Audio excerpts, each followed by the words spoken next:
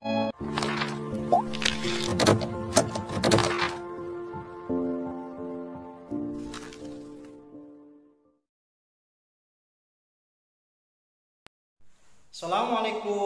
warahmatullahi wabarakatuh. Apa kabarnya anak-anak?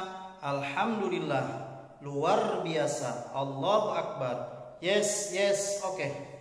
Anak-anakku yang dirahmati Allah Subhanahu wa taala, kelas 1 yang Papa Uji banggakan, alhamdulillah pada hari ini kita akan melanjutkan pelajaran kelima yang masih berkaitan dengan cerita para nabi, ya, cinta nabi dan rasul.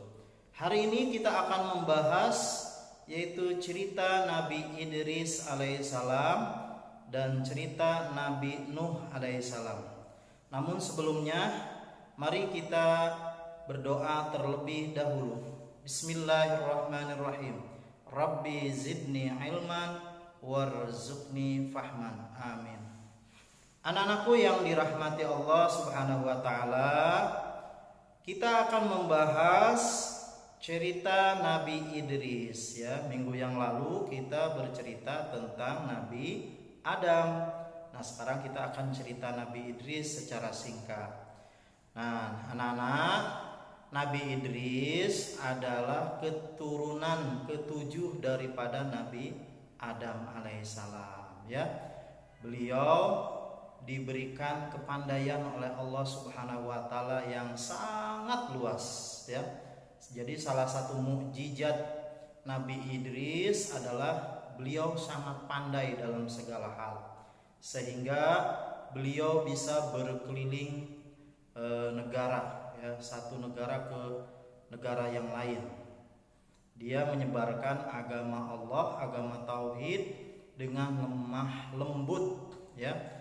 Beliau berkeliling negeri, ya, dari negeri Makkah, Madinah, semua, ya, Palestina, Yaman dan sebagainya, untuk menyebarkan agama Allah Subhanahu wa taala.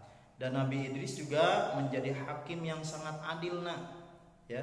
Dia menjadi hakim bagi orang-orang yang membutuhkan keadilan ketika itu, ya. Dan Nabi Idris mendapat gelar Asadul Usud, ya, yang artinya singa. Jadi sangat ditakuti baik oleh teman maupun oleh lawan. Bukan karena jahatnya, tetapi karena kebijakannya, karena kepandaiannya, sehingga Nabi Idris sangat disegani oleh semua kalangan. Itulah salah satu kelebihan daripada Nabi Idris alaihissalam, ya.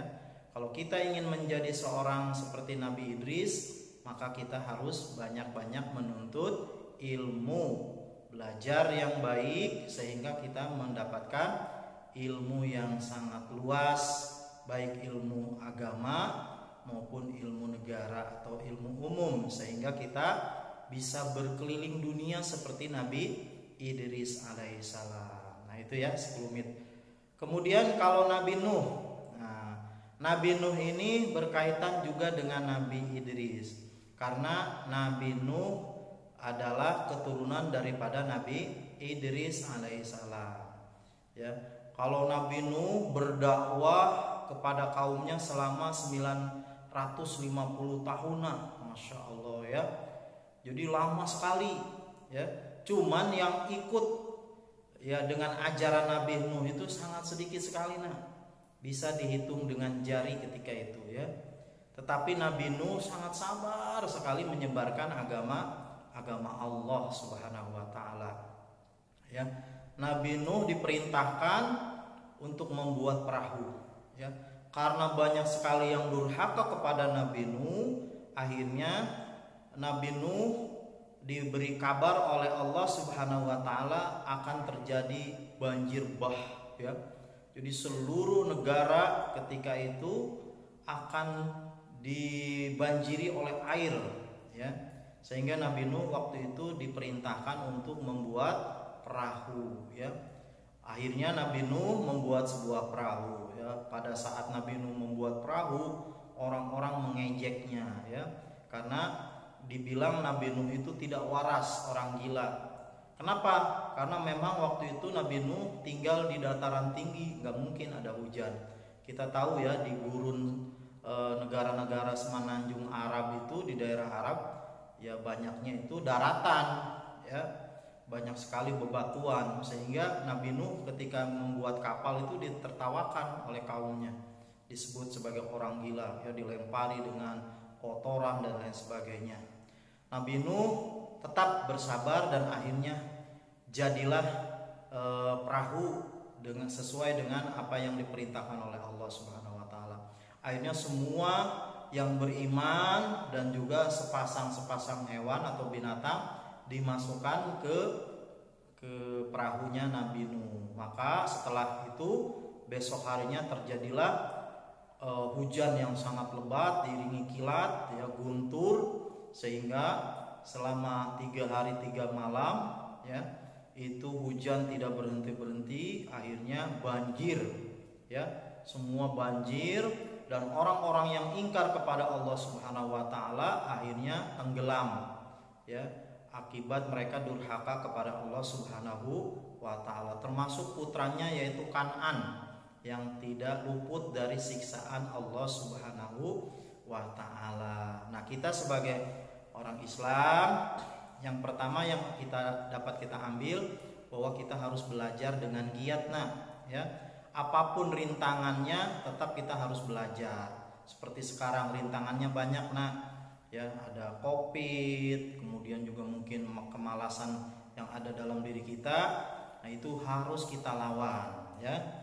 Karena kita tetap harus menuntut ilmu dengan kesabaran dan keikhlasan. Mudah-mudahan kita akan berhasil mendapatkan ilmu yang bermanfaat. Seperti petani kan, petani rajin mencangkul, nanti akan ada hasilnya, yaitu panen gitu ya. Kemudian kita tetap, apapun yang terjadi, kita harus beriman kepada Allah Subhanahu wa taala. Karena dengan beriman dan bertakwa kepada Allah Subhanahu wa taala, pasti kita akan selamat dunia dan akhirat. Amin ya rabbal alamin. Anak-anakku yang dirahmati Allah Subhanahu wa taala, kelas 1 itu saja ya. Nanti kita akan lanjutkan lagi dengan cerita nabi yang lain ya. Mudah-mudahan Allah Subhanahu wa taala memberikan kesehatan kepada kita. Jangan lupa dibaca-baca lagi ya di bukunya. Ya, kalau di kelas 1 memang cerita nabi sangat singkat sekali ya. Nanti akan dilanjutkan di kelas tinggi yang kelas 5 atau kelas 6. Mari kita baca doa penutup majelis. Bismillahirrahmanirrahim. Subhanakallahumma wa bihamdika asyhadu an la ilaha illa anta astaghfiruka wa atubu ilaik. Walhamdulillahirabbil alamin. Assalamualaikum warahmatullahi wabarakatuh.